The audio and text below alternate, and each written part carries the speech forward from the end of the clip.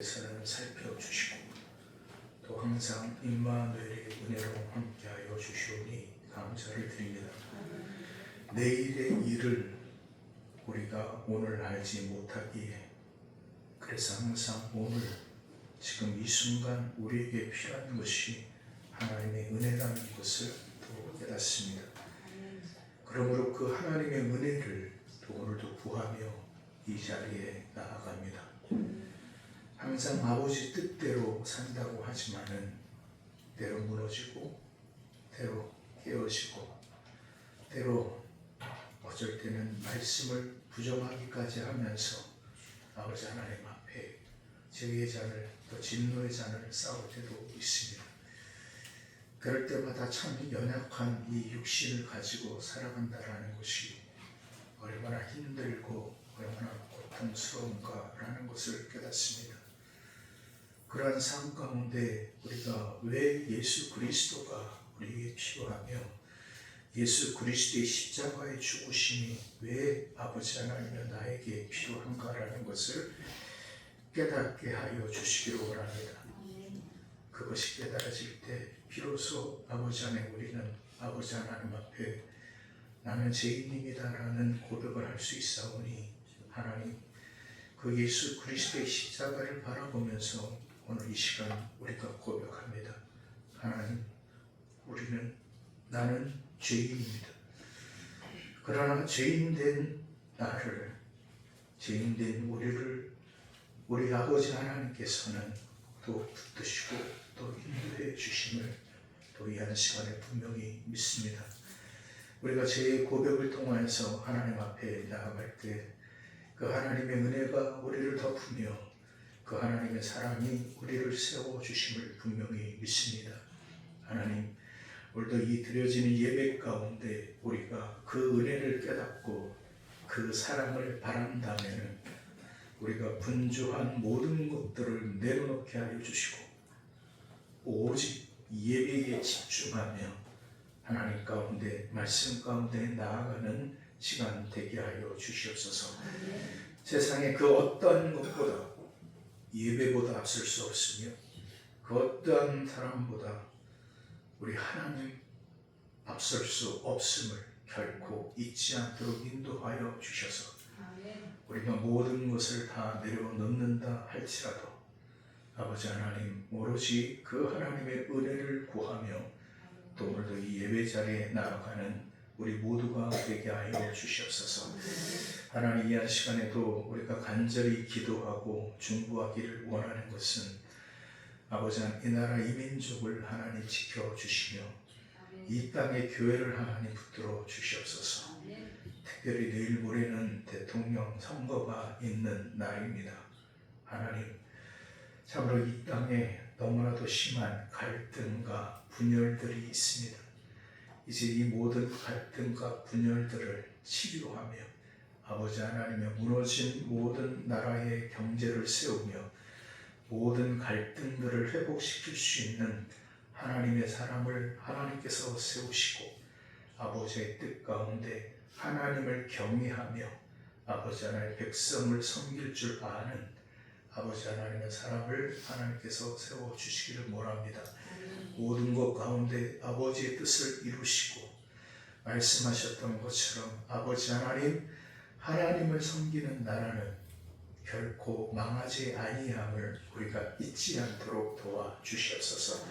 하나님께서 세우신 이 나라 이 민족이오니 하나님께서 이 나라 이 민족을 지켜주시기를 원합니다. 여러 형편과 상황 가운데 있는 성도들이 있습니다. 특별히 아버지 하나님이여 병원에 입원해 계신 우리 집사님, 또 회복 가운데 계신 권사님, 또 아버지 하나님의 산후조리로 또 아버지 하나님의 회복 가운데 있는 심령을 하나님께서 기억하여 주시고 아버지 하나님의 모든 삶 가운데 아버지 하나님의 특심하심의 은혜로 함께하여 주시기를 원합니다. 또 여러 형편과 상황 가운데 물질로, 건강으로, 사랑으로, 아버지 하나님의 상황으로 힘들고 어려운 아버지 하나님 말 못하는 현실 속에서 가슴을 치고 살아가는 하나님의 사람들을 위로하여 주시고 그 모든 상황 속에서 아버지의 뜻을 구하게 하여 주시고 또 아버지의 그 뜻 가운데 또 우리가 함께 순종하며 나아갈 수 있도록 도와주시옵소서. 아버지, 오늘도 이 예배를 받아주시옵소서. 이 예배를 위하여 이른 아침 이른 새벽부터 섬기고 충성한 귀한 종들을 하나님 기억하여 주시기를 원합니다. 그리고 이 시간에 올려드리는 성가대의 찬양이 오로지 아버지 하나님만이 영광 받아 주시기를 원합니다. 아버지 하나님, 지휘자 선생님, 또 반주자 선생님, 그리고 우리 성가 대원들 한 분 한 분 모든 심령들을 아버지 하나님께서 살펴주시고 저들의 헌신과 저들의 충성을 하나님께서 기억하여 주시기를 원합니다. 하나님, 이 한 시간에도 말씀에 하나님의 거룩한 기름 부음이 있게 하여 주시고 오직 아버지 하나님의 말씀만이, 오직 아버지의 뜻만이 증거되며 나가는 시간 되게 하여 주시옵소서. 모든 악한 영들을 하나님 제거하여 주시기를 간절히 원하며 이 모든 말씀 길 되시고 생명 되신 우리 주 예수 그리스도의 이름으로 감사하며 기도드리옵나이다. 아멘. 우리 기도 들으사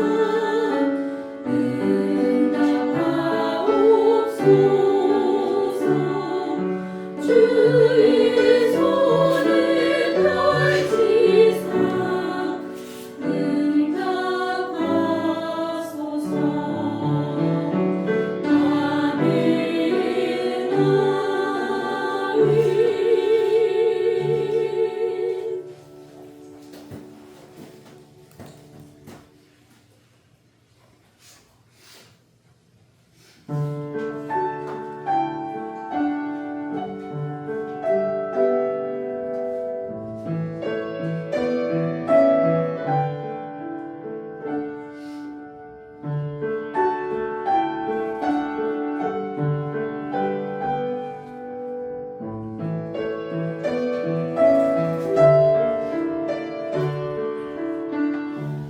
기뻐할 수 없을 때도 항상 기뻐하고 주께 기도하기를 날마다 쉬지 않고 내게 주신 모든 일에 감사하는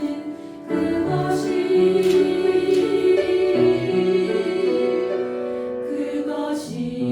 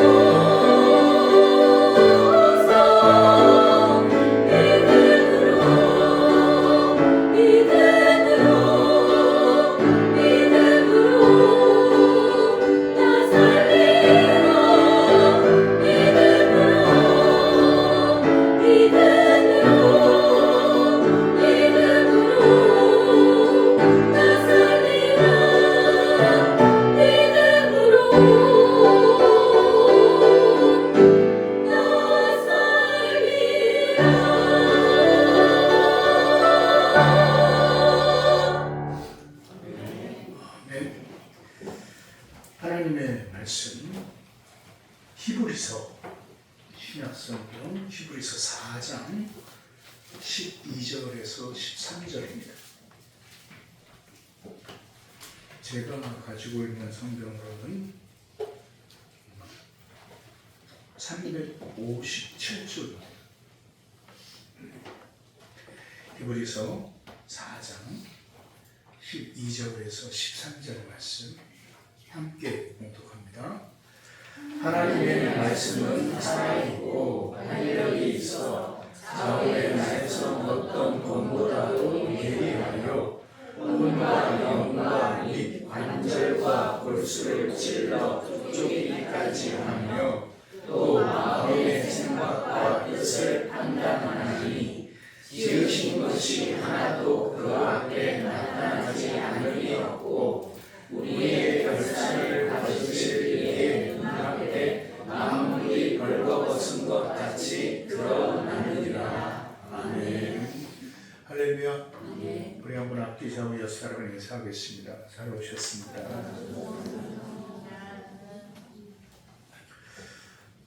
한 주간 동안 편안하셨습니까?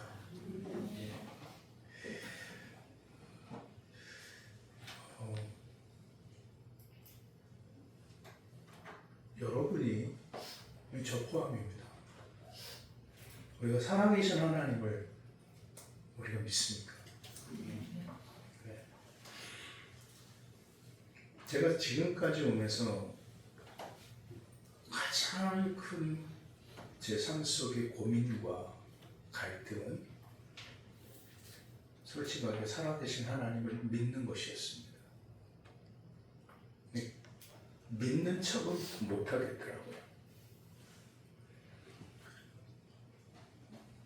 신앙생활을 하면서 교회 생활을 하면서 제가 상처를 받았던 것은 교회 지도자들이라는 사람들이 믿는 척을 많이 합니다. 살아계신 하나님을 믿는다고 합니다. 여러분 마태복음 16장 16절에 베드로가 고백합니다. 주는 그리스도시요 살아계신 하나님의 뭐예요? 아들이지. 그러니까 베드로가 고백했던 것은 뭐냐면은 그 사람이 배움이 있었습니까? 아니에요. 확실히 그런 것들 없었던 사람이에요. 한마디로 말해서 일자 무식한 사람이 베드로였어요. 근데 그가 남달랐던 것은 뭐냐면 그의 고백이 있었어요. 주는 그리스도시요 살아계신 하나님의 아들이십니다. 그러니까 이 베드로는 다른 거 몰라요. 바울처럼 뭐 신학적인 어떤 논리적인 어떤 그러한 철학적인 부분을 가지고 있었던 사람은 아니에요. 그런데 그가 고백했던 것은 뭐냐면 살아계신 하나님이라는 거예요. 그리고 우리 주님께서 뭐라고 말씀하셨냐면 그 살아계신 하나님 그것을 고백했던 그 베드로에게 하나님께서 무엇을 세우신다고 말씀하셨어요? 교회를 세우신다라고 말씀하셨습니다. 그러면 교회의 정체성이라는 것은 어디에 기반한 걸까요? 살아계신 하나님의 아들을 믿는 믿음 위에 세워지는 거죠. 교회가 살아계신 하나님의 아들을 믿는 믿음이 흔들리면 그건 교회가 아닙니다. 그것은 분명한 사실입니다. 아무리 화려하고 아무리 크다 할지라도 살아계신 하나님을 믿지 않는다면 그것은 교회가 아니죠. 왜요? 성경이 그렇게 말씀하고 계십니다. 성경이. 그래서 그가 그렇게 고백할 수 있었던 것은 바로 그 예수님을 통해서 들었던 말씀이에요. 그러나 우리가 또 하나 집중해야 돼요. 그런 고백을 하였던 베드로였지만 예수님께서 체포당하셨을 때 그 베드로는 어떻게 했어요? 예수님을 3번이나 뭐 했어요? 부인했어요. 그리고 멀찍이 그래도 양심은 좀 있었나 봐요. 멀찍이 그리고 나중에는 예수님을 뭐하기까지 했어요? 저주까지 했어요. 참 왜 그랬을까라는 생각이 여러분 안 드십니까? 살아계신 하나님의 아들이십니다라고 고백했던 사람인데 그가 예수님을 이제 부인하고 저주하는 사람으로 바뀌어버려요. 근데 그가 또 한 번의 터닝 포인트가 생기죠. 그것은 예수님의 뭐를 통해서? 부활을 통하여서. 그리고 그 부활하신 예수님을 만나고서, 그리고 그 부활하신 예수님을 만나고 나서 예수님께서 말씀하셨듯이 성령이 너에게 임하시면 이라는 그 마가오순절의 다락방에서 그들이 그 말씀을 붙들고 기도함으로 성령이 오심으로 인하여서 이제 변화되었습니다. 그리고 그가 사도로서의 사명을 온전히 감당하고 주님께서 말씀하셨던 것처럼 전승에 의하면 그는 십자가에서 거꾸로 죽었다라는 그 전승이 있습니다. 결국은 핵심의 부분은 뭐냐면은 그가 살아계신 하나님의 아들을 만났어요. 그리고 그 살아계신 하나님의 아들을 만났을 뿐 아니라 살아계신 하나님의 말씀을 만났어요. 그렇죠? 그분이 예수예요. 그런데 그 살아계신 하나님의 말씀을 만났으나 바로 그는 변화되어졌고 바뀌었어요. 그런데 그가 누구를 만났어요? 부활하신 예수님을 만났고 누구의 임재가 있었어요? 성령의 임재가 있었어요. 그러니까 그 성령의 임재가 있으니까 이제 완전히 변화되어지고 바뀌어지는 거예요. 그럼 여기에서 이제 답은 나오죠. 우리가 신앙이라는 것과 믿음이라는 삶의 부분의 핵심의 부분은 뭐냐? 결국 성령의 임재를 통한 삶이라는 거죠. 이해가 되시죠? 그러니까 왜 우리가 성령을 받아야 하느냐라는 부분에서 우리가 분명히 서 있어야 되는 것은 뭐냐면은 성령의 임재를 통하여서만이 하나님의 사람이 하나님 사람됨을 드러낼 수 있어요. 여러분 바울이 얼마나 똑똑한 사람입니까? 로마 시민권을 가지고 있었고 가말리엘 문화에서 공부한 학자였습니다. 당시 두 개의 큰 학파가 있었죠. 힐렐 학파와 가말리엘 학파. 이 힐렐 학파와 가말리엘 학파에서 공부한다는 것은 뭐 지금 서울대학교 무슨 대학교 이런 수준이 아닙니다. 근데 그 밑에서 공부했던 제자였어요. 근데 그가 그렇게 학문을 많이 배웠고 그가 그렇게 많은 지식을 가지고 있었던 사람이었지만은 그가 예수를 만나지 못하니까 그는 예수를 믿는 사람들을 잡아 죽이려고 혈안이 되었던 사람이었고 부활하신 예수를 만나고 성령을 받으니까 그가 바뀌어지는 거예요. 성경에서 가장 많은 성경책을 쓴 사람이 누구인지 아시죠? 바울이에요. 몇 권을 쓰셨죠? 그렇죠. 13권이에요. 바로 그가 그렇게 변화될 수 있었던 것도 다른 것이 아닙니다. 바로 성령의 임재에 있어요. 자, 그럼 이제 여기에서 우리가 던져져야 되는 질문이 있습니다. 그럼 우리가 성령의 임재라는 것이 뭐냐? 그냥 성령 받으라, 불 받으라, 랄랄라 따따따 한다고 성령의 임재입니까? 아니.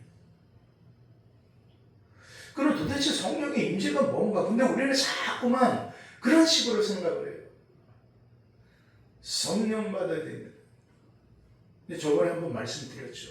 요즘 그 신사도 운동이라는 이 약간의 좀 이단기 섞인 이 무브먼트가 지금 교회를 혼란하게 하고 있는데 그 이러면 성령 나눠주는 줄 알아요. 이러고 이제 보면서 입냄새 나게 막 이러고 참 이게 뭔가 말씀은 하나도 없어요. 그리고 여러분 성령의 임재가 뭡니까? 그리고 성령의 그 임재를 통해서 살아가는 삶의 부분이 무엇입니까? 지난 금요일 날 여호수아를 묵상하면서 제가 우리 성도님들한테 그런 말씀을 드렸어요. 여러분 여호수아가 요단강을 건널 때 이스라엘 백성에게 지시를 합니다. 그것은 무슨 지시냐면은 법궤를 메고 제사장이 앞으로 나아가라. 그리고 백성들은 2000규빗 떨어진 거리를 뒤에 있으면서 그 법궤를 바라봐라. 그 법궤가 가는 대로 해라. 여러분 그들이 그 요단강이 갈려질 줄 알았을까요? 몰랐을까요? 그 사람들은 지금 요단강 동편에 서 있었던 그 이스라엘 백성들은 홍해가 갈라지는 것을 체험하지 못했던 사람들이에요. 홍해를 갈라지는 그 체험을 했던 그 출애굽 1세대들은 광야에서 다 어떻게 됐어요? 죽었어요. 그러니까 그들이 지금 이 요단강이 있는데 저게 갈라질지 저기가 어떻게 될지 몰라요. 그런데 하나님께서 여호수아를 통해서 말씀하실 것이 너희가 이전에 보지 못한 길을 가게 될 거다라는 말씀을 이스라엘 백성에게 주셔요. 그럼 거기에서 우리가 깨달아야 될 중요한 사실, 왜 하나님은 법궤를 앞세우게 하셨는가? 왜 그랬을까요? 여러분 법궤에는 뭐가 들어있죠? 세 가지가 들어있어요. 첫째, 하나님의 말씀 돌판 2개가 있고, 또 하나는 만나 같은 항아리가 있고, 그 다음에 하나가 뭐예요? 아론의 쌍난 지팡이. 자, 이 세 가지가 들었는데, 그럼 그것을 메고 들었다면은, 아하, 말씀을 바라보는 거랄까? 하나님께서 만나를 주신 이유는 사람이 떡으로 사는 것이 아니라 하나님의 입에서 나오는 말씀으로 살아가야 된다라는 하나님께서 주신 증표니까. 그 아론의 쌍난 지팡이 하나님의 권위, 아니면 돌판 하나님의 언약, 이것을 바라보는 거랄까? 이런 생각을 해본 거예요. 여러분 어떠십니까? 하나님께서 왜 이스라엘 백성에게 그 법궤를 주목하게 하셨을까? 여러분 법궤에는 뭐가 있다고 말씀드렸죠? 내 귀퉁이 위에 시온 자가 있어요. 시온 소라고 하기도 합니다. 그 시온자, 시온소에 누가 임재하냐면은 하나님이 임재해요. 하나님이 거기에 머무르시는 거예요. 그러면 이 법궤의 핵심은 뭐냐? 뭘까요? 하나님의, 그렇죠, 하나님의 임재인 거예요. 그러면 이스라엘 백성에게 하나님께서 그 길이 열리든 말든 그것이 그들에게 중요한 것이 아닙니다. 지금 하나님께서 말씀하시는 것은 뭐냐면 너희에게 있어서 중요한 것은 하나님의 임재를 깨달으라는 거예요. 그 하나님의 임재를 통하여서 하나님께서 그들의 길을 열어주시고 그들이 이전에 걷지 못했던 길을 하나님께서는 걷게 하시겠다는 거예요. 그러면 자, 이 말씀을 그대로 우리에게 가져옵시다. 오늘 말씀의 핵심의 부분은 뭘 것 같아요? 오늘 여러분 제목이 뭐죠?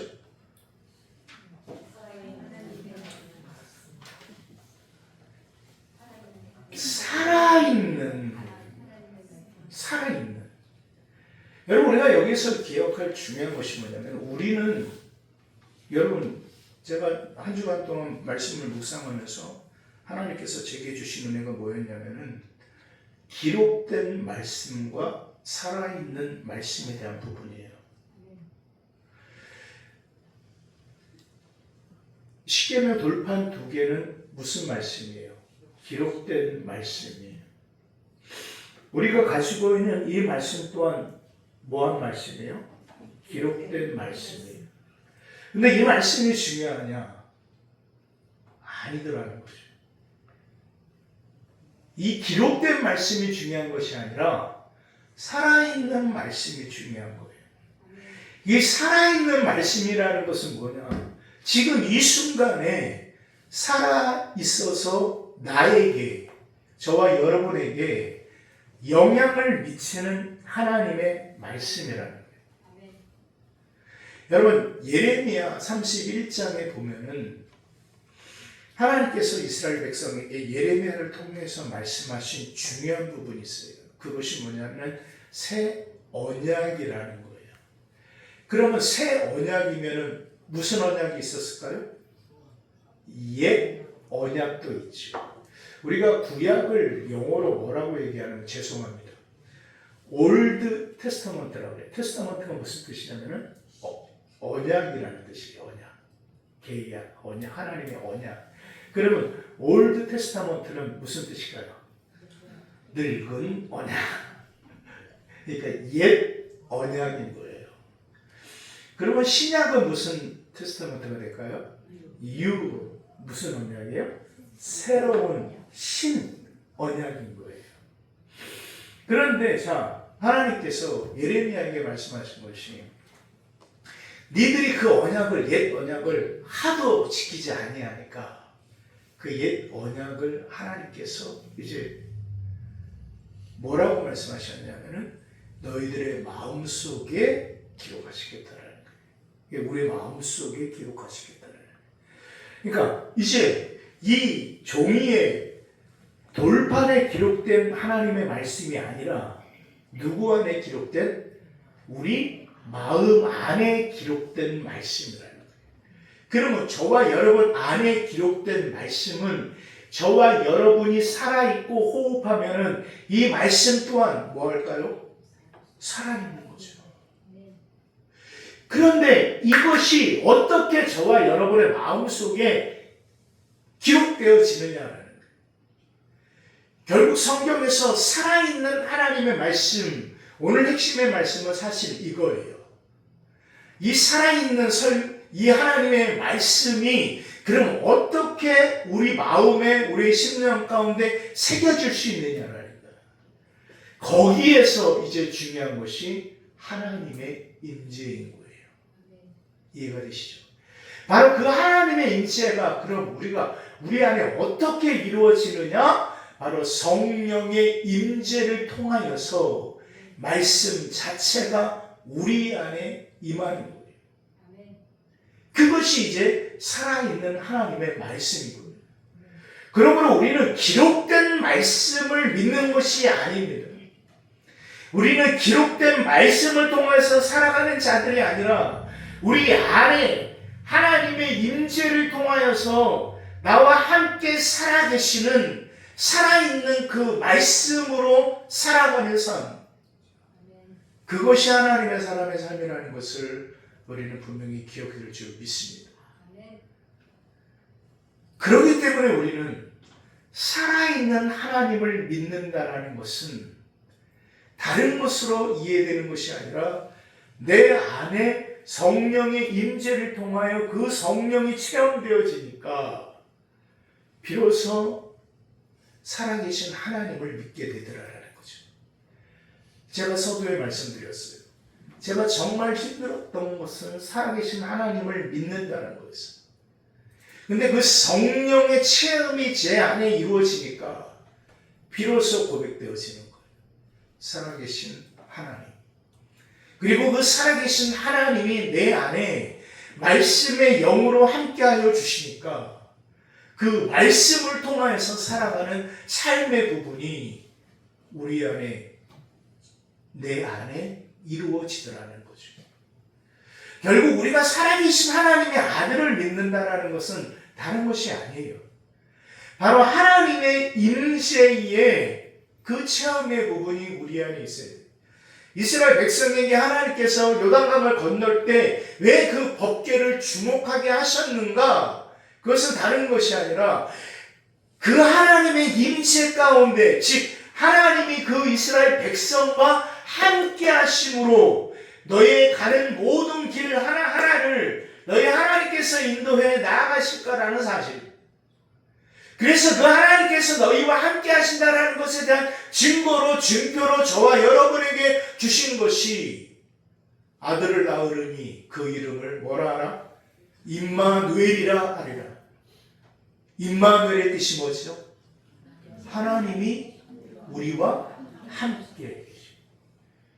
바로 그것을 우리에게 증표로 주셨습니다.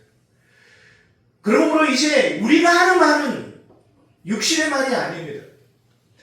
우리가 하는 말은 인간의 말이 되어서는 안 됩니다. 저와 여러분의 선포와 저와 여러분의 삶의 부분은 이제 하나님의 말씀을 가진 자의 살아계신 그 하나님의 말씀을 가지고 믿는 자의 삶을 살아가야 된다는 사실을 여러분 잊지 마시기를 주의 이름으로 축원드립니다. 그러면 한번 살피시다. 저와 여러분의 입술.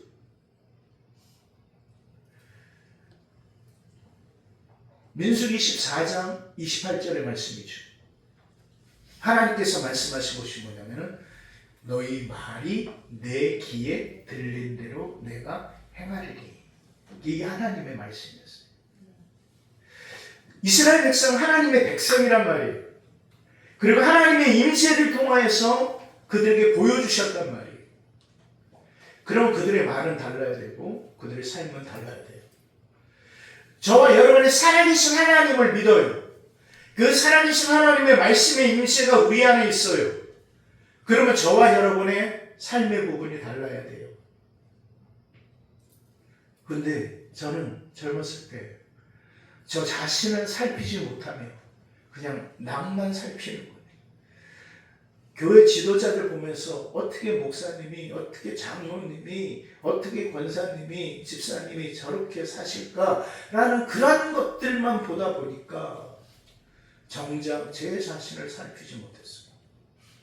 그러니까 제 자신이 그것이 이제 살펴지니까 얼마나 부끄럽든지, 그리고 내 자신이 얼마나 미련했던가라는 것을 비로소 깨닫게 되어졌어요. 여러분은 어떠십니까? 그렇습니다. 우리가 살아계신 하나님의 말씀을 가지고 있는 자예요. 근데 보십시오. 그 말씀이 어떤 말씀인가? 자, 12절 말씀 함께 있습니다. 시작. 하나님의 말씀은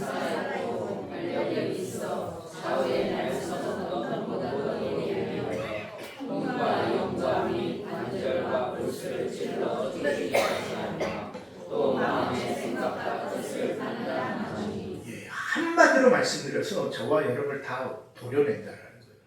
완전히 도려낼 수 있다라는 거예요. 도려내시면서 뭐라고 말씀하셨냐면은 13절 마지막에 보니까 만물이 벌거벗은 것 같이 뭐하느니라? 드러나느니라. 여러분, 하나님 앞에 반드시 드러나게 되어져 있어요. 거짓된 것은요, 반드시 드러나게 되어 있어요. 왜? 그 하나님의 말씀은 살아있는 말씀이기 때문에 그렇습니다. 그래서 그 말씀이 지금도 저와 여러분의 삶 가운데 역사하고 계시기 때문에 그래요. 그래서 목사들을 통하여서, 장로님들을 통하여서, 우리 권사님, 집사님들, 성도님들을 통하여서 반드시 드러내실 것은 드러내십니다. 그것을 기억하십시오. 왜? 살아있는 말씀이기 때문에. 그 살아있는 말씀이 그것을 믿든 안 믿든 그것을 드러내게 하십니다. 분명하게 말씀하셨어요. 낱낱이 다 도려내겠다라는 말씀이에요. 그 하나님의 말씀이. 그래서 드러내게 하시겠다라고 말씀을 하셨습니다. 그러므로 이 살아계신 하나님의 아들, 이것이, 이 살아계신 하나님의 말씀, 이것이 중요한 거예요. 그래서 예수님께서 말씀하셨죠. 내가 곧 길이요 진리요 뭐요? 생명이다. 자, 우리 성경 말씀 한 절 보고 결론 맺도록 하겠습니다.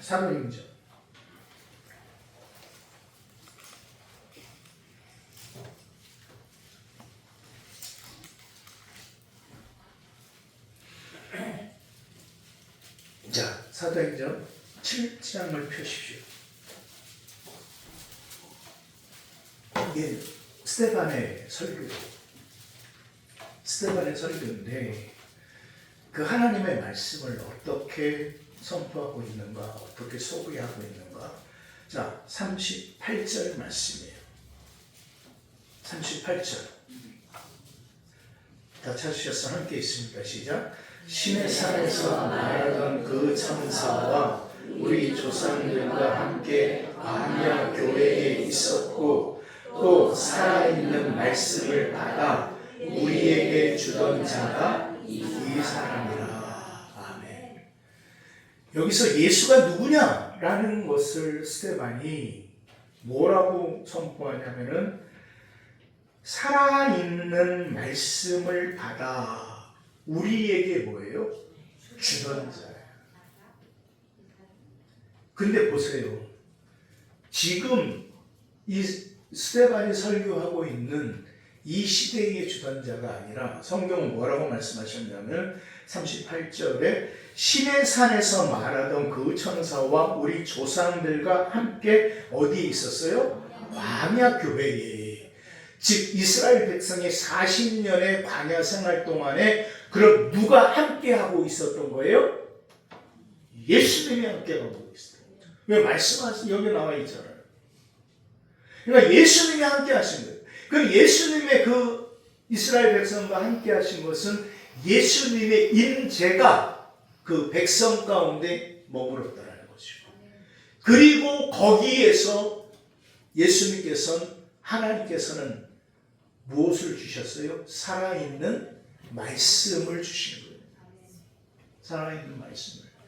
자, 이제 저와 여러분에게 성령을 통하여서 우리에게 살아있는 말씀을 주셨습니다.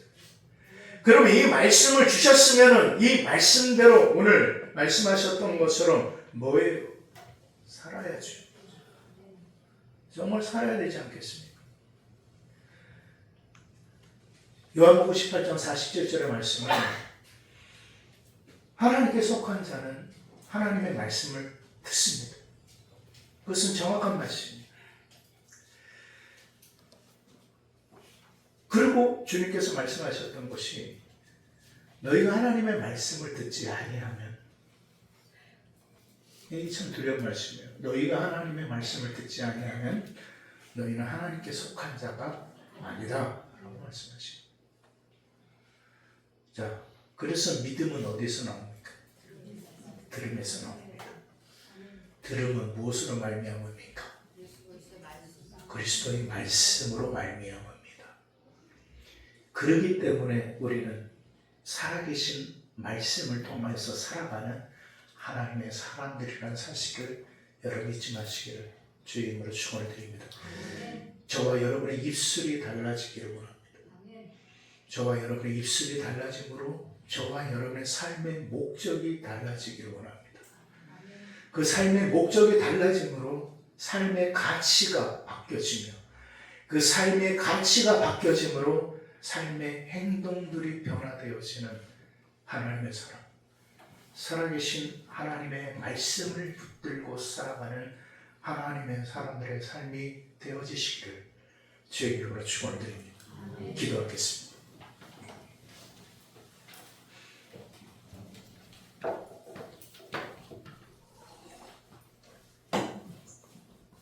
이 시간에 우리 말씀을 묵상하면서 좀 기도하셨으면 좋겠습니다. 그렇습니다. 살아계신 하나님의 말씀은 광야 교회에 함께 있었습니다. 그 살아계신 하나님의 말씀 되신 예수님은 그 광야 교회에서 이스라엘 백성과 함께 하셨습니다. 이제 그 살아계신 하나님의 말씀 되신 예수 그리스도는 우리 안에 임재하십니다. 함께 하십니다. 그리고 그것을 성령으로, 하나님의 영으로 증거하십니다. 그러면 이제 우리의 삶이 달라져야 되겠죠. 우리 입술이 달라져야 되겠죠. 우리 행동이 달라져야 되겠죠. 말씀하셨어요. 너희 말이 내 귀에 들린 대로 내가 행하리라. 어찌 보면 굉장히 두려운 말씀이에요. 하나님, 오늘 말씀을 통해서 내가 살아있는 하나님의 말씀을 붙들고 살아가는 자이기에 내 입술이 달라지며 내 입술이 달라짐으로 내 심령이 내 삶이 변화되어지고 바뀌어지는 삶이 되게 하여 주시옵소서. 그동안 원망과 불평이 내 입술에 담겨졌다면 감사와 순종으로 변화되어지게 하여 주시고, 여러 가지 갈등과 분열로서 문제로 인하여서 답답하였다면 살아있는 하나님의 말씀을 통해서 답을 찾게 하여 주시고, 내 안에 임재하고 계시고 함께 하여 주시는 그 아버지 하나님의 그 살아있는 말씀으로 말미암아 내 살과 내 피와 내 골수가 완전히 쪼개짐으로 말미암아 새롭게 태어나며 아버지 하나님 앞에 살아갈 수 있는 하나님의 사람이 되게 하여 주시옵소서. 우리 다 함께 한 목소리로 기도합니다.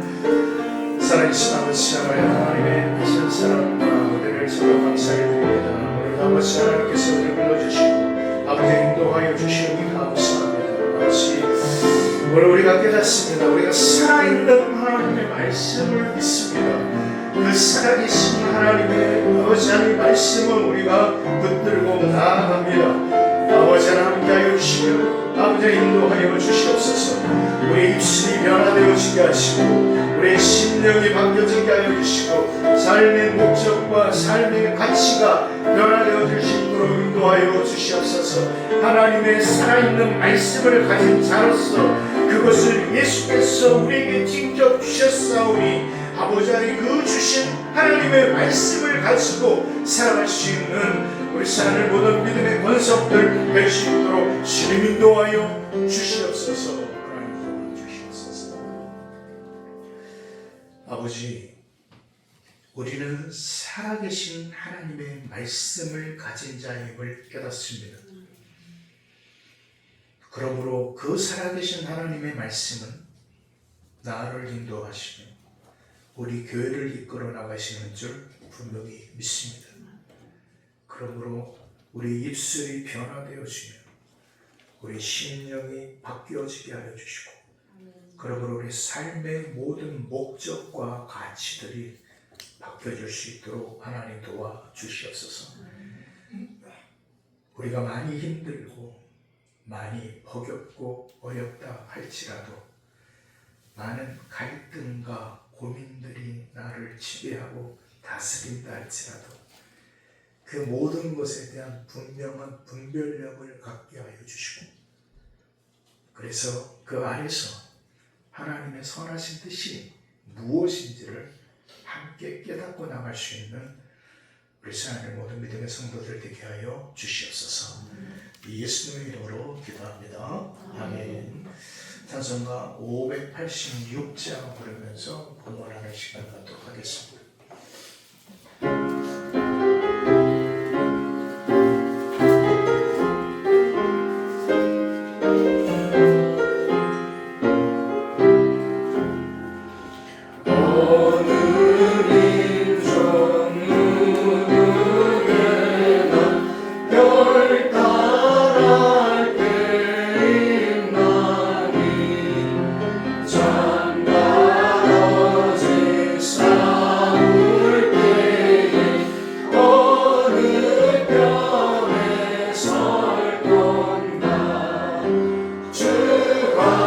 주신 새 목표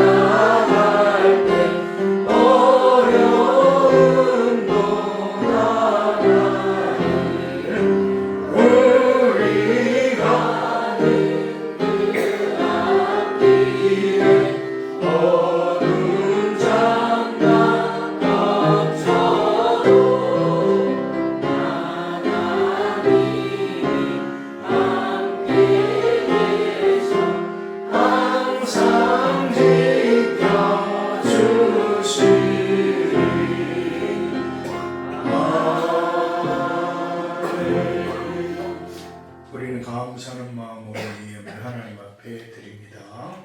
아버지 감사합니다. 오늘도 하나님 앞에 사랑하는 성도들 많이 힘들고 또 많이 분주하고 바쁜 가운데서도 또 시간을 들여 하나님 앞에 예배하게 하여 주시오니 감사합니다. 하나님 여러 형편과 상황들, 환경을 관찰하시는 하나님, 그 모든 힘든 상황 속에서도 사랑하는 성도들 어떻게 하든 믿음으로 살려고 애쓰고 말씀으로 살려고 힘씁니다. 그래서 또 이 한 시간 이렇게 예배 자리에 나오면서 하나님 앞에 봉헌을 합니다. 하나님, 이 예물에 담겨져 있는 사랑하는 성도들의 눈물 그리고 그들의 땀방울을 하나님께서 분명히 기억하실 줄 우리는 믿습니다. 아버지 하나님께서 그러므로 사랑하는 성도들 이 예물에 담겨져 있는 간절한 기도의 제목들 또한 하나님께서 감찰하실 줄 믿습니다. 이제 이 모든 것들이 말씀처럼 합력하여 선을 이루게 하여 주시고 그 선을 이루신 하나님의 뜻이 사랑하는 성도들의 삶 가운데 온전히 이루어지게 하여 주시옵소서. 그래서 그 아버지의 뜻이 사랑하는 성도들의 가정과 자녀들과 생업의 터전 가운데 삶의 지경 가운데 온전히 이루어지게 하여 주시옵소서. 하나님 앞에 이 예물이 정직하게 교회를 위하여 사용되어지게 하여 주시고 하나님의 나라를 위하여 사용되어지는 또 예물이 될 수 있도록 아버지 하나님 인도하여 주시옵소서. 예수님의 이름으로 기도합니다. 아멘. 감사합니다. 오늘도 이렇게 하나님 앞에 예배하는 여러분에게 하나님의 크신 은혜가 함께 하시기를 주의 이름으로 축원드립니다. 자, 6월은 나라 사랑의 달입니다. 특별히 내일 모레에는 대통령 선거가 있고 또 현충일 6.25 전쟁이 한국 전쟁이 있었던 또 달이기도 합니다. 나라와 민족을 위해서 우리가 또 함께 기도하며 나아가는 또 한 달의 시간이 되었으면 감사하겠습니다. 그리고 오후 예배 후에 재직회가 있습니다. 지난달에 못했던 거 오늘 할 테니까 여러분 참석해 주시기를 부탁을 드리겠습니다. 또 한 주간 여러분 승리하시고 그리고 지난 월요일 날 우리 김영기 장로님, 우리 이용조 권사님 딸 효진 양이라고 하기도 그러네요. 이제 집사님 됐겠죠. 효진 집사님이 아들을 낳았어요. 딸을 낳고 아들을 낳은 건 200점이라고 그러더라고요. 참 아들, 딸 참 좋죠. 여러분 축복해 주시고 또 여기 그 산후조리원에서 지금 회복 가운데 있는데 회복을 위해서 또 기도해 주시기를 부탁을 드리겠습니다. 한 주간 또 승리하십시오. 우리 다 함께 자리에 일어나셔서 주기도 무슨 부르시고 예배를 축도를 통하여 예배를 마치도록 하겠습니다.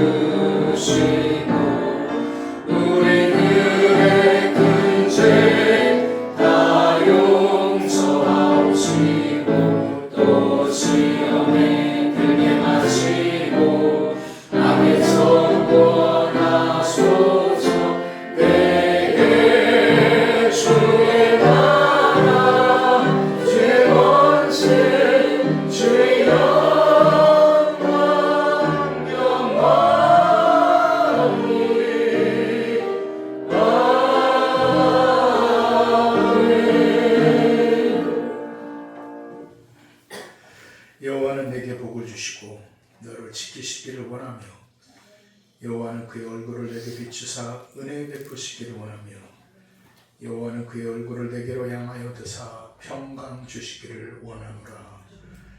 이제 우리 주 예수 그리스도의 은혜와 우리 아버지 하나님의 극진하신 사랑과 우리 성령 하나님의 감화감동 교통하심의 은혜가 살아계신 하나님, 내 안에 살아있는 하나님의 말씀으로 살아가기로 결단하고 다짐하는 사랑하는 성도들 머리 위에, 그리고 또한 여러 가지 상황과 형편으로 또 건강의 어려움으로 문제로 이 자리에 참석하지 못한 또 우리 새하늘 믿음의 공동체 머리 위에, 그리고 이 나라 이 민족 이 땅의 교회 위에 이제로부터 영원까지 함께하여 주시옵기를 간절히 축원하옵나이다. 아멘.